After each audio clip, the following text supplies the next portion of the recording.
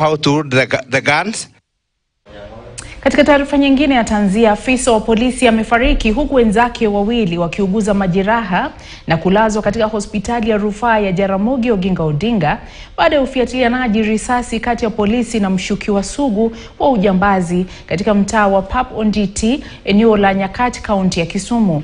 Ni katika kisa hicho ambapo polisi walivamia mshukiwa huyo chumbani katika jengo moja la ghorofa 4 ambapo alikuwa akiishi. Kulingana na OCPD wa Nyakach Daniel Chacha, polisi walifika nyumbani kwa mshukiwa saa 9 alfajiri kisha kukatokea makabiliano makali ya risasi huku mshukiwa akifaulu kutoroka kwa kutumia pikipiki. Polisi wameanzisha msako wa kumkamata mshukiwa huyo.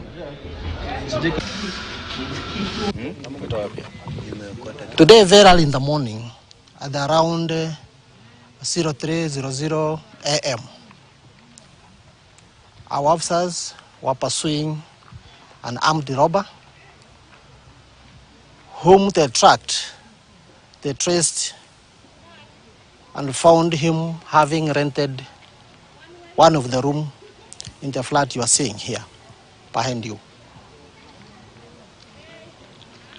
Upon approaching the rented room, the robber engaged our officers in shootout. Shootout ensued. There was a serious shootout between the robber and the officers. Then upon the shootout, the robber managed to escape. There were a lot of children crying, some were wailing, and we didn't know what was happening. And we thank God that our security forces acted on time and they managed to salvage the situation.